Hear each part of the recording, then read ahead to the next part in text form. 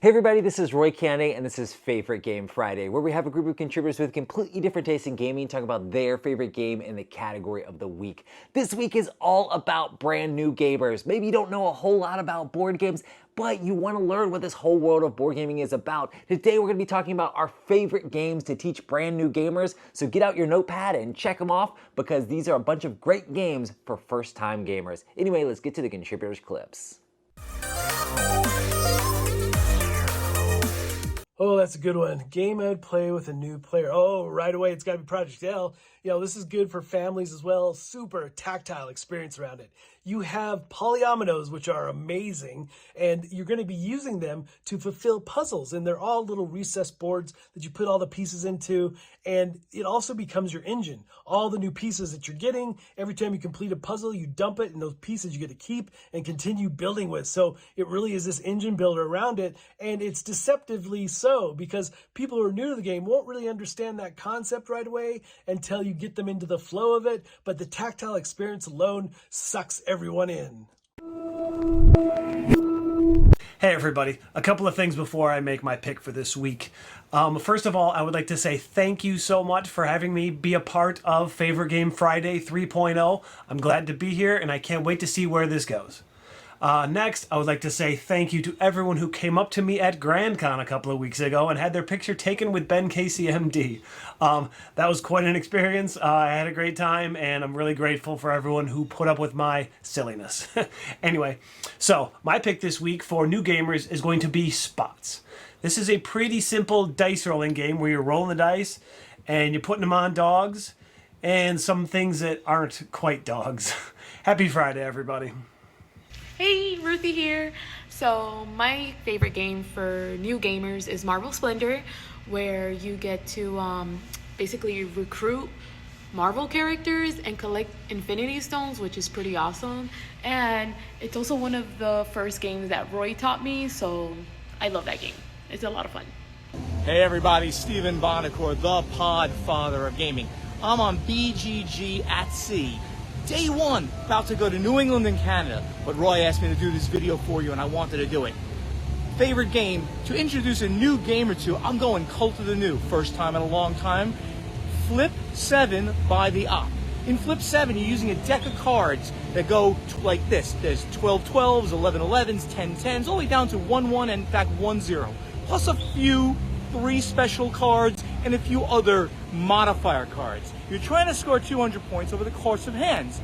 All you do is you get a hit on your turn and it goes to the next player. If you ever get 2 of the same cards in front of you, and those like 12s are valuable, but you might get 2 of them, you busted, you get no points on your hand. Otherwise, you can take a hit again and again, and you stop when you want, you bank the points. Flip 7 can play up to 18 players at least. You can buy 2 games and play with 36 players. Amazing.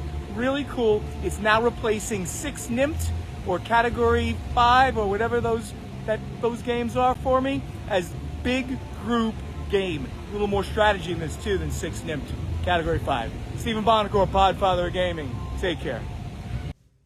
When I think of a good gateway game, one of my main criteria is that it should resonate with non-gamers. It should be something that kind of pulls you in even though you haven't played a lot of tabletop games, which means, sure, the mechanics have to be easy to adopt, not overly, complicated, not too much to take on, but also not so simplistic that it's an underwhelming experience. You want something that is a little crunchy but not too much, but it also shouldn't be intimidating from the very concept that you start to explain. It should resonate. And for something like Baron Park, which is one of my favorite gateway games to recommend, the fact that you're playing with polyomino tiles makes this game resonate. Any game that has those Tetris pieces that you grew up with your entire life means there's a kind of an immediate appeal to, I want to make those things fit together. I want to take those little pieces you're showing me, I want to make them fit together because everything I've ever learned about Tetris tells me they should fit together nicely, and so it already starts by resonating. You take that with a game that is pretty easy to learn, but also not overwhelming, but also strategically satisfying, and Baron Park fulfills on all levels. I do recommend throwing in the goals once you play the base game because it really enhances the longevity of the game, and I also think the Bad News Bears expansion really adds to the game even further, but the base game as is, before you even throw in the goals, which is a module included in the base game, it's one of my favorite gateway games to recommend, and I think I've had 100% success rate with people enjoying this once I've recommended. Baron Park, definitely check this one out. For me, I'm definitely gonna have to say Love Letter. It is a game of like simple deduction and playing cards. You literally just have 2 cards in your hand and you choose one of those to play. Each turn you're gonna be drawing one and just deciding on those. There's all sorts of different versions of Love Letter. There's the classic Princess one, there's Batman Love Letter, there's Adventure Time Love Letter, there's Lovecraft Letter, there's Marvel Love Letter. There's all sorts of different types of Love Letter. There's also Star Wars. So you can kind of play with the theme that your friends are really into, and that just helps immerse people in it a little bit. Even though it is a very simple deduction game, it is a lot of fun to play, and I've gotten a ton of gamers into board games from playing Love Letter. All right, it's Friday morning again, and my goodness, this guy won't leave me alone. So maybe if I give you 2 games for the price of 1, I will, maybe, I don't know, we'll see. Anyway, 2 games that I really like to teach to new people are cooperative games, first of all, and that's my first one. Vincent to Trade artwork. It's called The Art Project, and that is a stupid sounding car.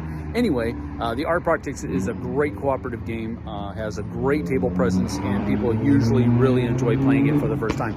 Now, another game that I really enjoyed, also Vincent to Trade's artwork, is called After Us. And this one is a great, fun little game. It is competitive, but it's a race, and people latch on to that idea of racing around the board, trying to score the most points first. So those are the 2 games that, for the price of 1, games that I like to teach new people. Man, how did he get my new number? De jogo em jogo, meus amigos e minhas amigas, meu nome é Roger Comeso e hoje quero dividir com vocês o nosso jogo favorito Gateway. Nosso jogo favorito Gateway é Die Wandelnden Tilma, conhecido também como Wandering Towers. Nesse jogo, somos magos querendo chegar em um castelo. E para isso, vamos tentar andar o mais rápido possível e vamos poder também deslocar torres magicamente, colocando em cima de pessoas, atrapalhando elas, prendendo-as e tudo mais. Esse jogo tem componentes incríveis. São pequenas torres que você consegue colocar uma em cima da outra e prender o meeplezinho, ele consegue prender o mago do oponente lá. Ele possui regras super simples, tem cartas, tem dados, e ele tem uma camadinha ainda em cima de jogo da memória, que deixa o jogo ainda melhor. Então, todas as vezes que colocamos esse jogo na mesa, ele é super simples de explicar, o tema é super agradável e foi sucesso em todas as vezes.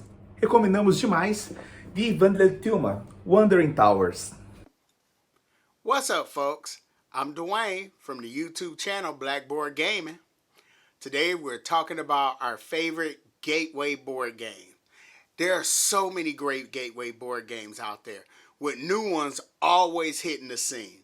But I decided to go with a tried and true, and it's one of the games that got my wife Alicia into the board game hobby. And that is this game here, Splendor. Now they just released a new version of this with updated art. And they also have Marvel Splendor and they have Pokemon Splendor. But I'm sticking with the OG Splendor. See you guys later. I try to keep a good amount of games on hand that I can teach to new players, new gamers and everything. But one of my favorites is one of my top 10 games of all time, Caesar's Empire. This one here allows you to build routes, it allows you to make connections and to share incentives and everything together with other players in a way that just is so clean, so clever, and so fun and fast. So, Caesar's Empire, one of my favorite games to teach to new people. I always think it's super important talking about those games that help bring people into the hobby. Board games is such an exciting experience to share around the table with your friends and family, and thinking about which games are going to be great for new gamers is always awesome. Make sure to leave in the comments down below what your favorite game to teach a brand new gamer is, and make sure to check out our contributors from all around the world who are here on Favorite Game Friday. We would love you to be a part of Favorite Game Friday. If you want to join in on next week's episode, it's going to be all about spooky games. I know October time is coming up, and that's when we like to talk about spooky games, but also Favorite Game Friday has been going on for about 10 years now, and our very first episode was about spooky games. This is kind of like a commemoration of Favorite Game Friday as a whole, and I'll probably play a little bit of the clips from the very first episode as well, and you'll see a ton of familiar faces that are still a part of the industry today. But get your spooky clips in down below. What's your favorite creepy or spooky game to play during the Halloween season when fall's coming out and everybody's carving pumpkins up? But yeah, make sure to leave those board games down below. And I've been Roy Cande. Thank you so much for joining me here, and I'll see you on the next one.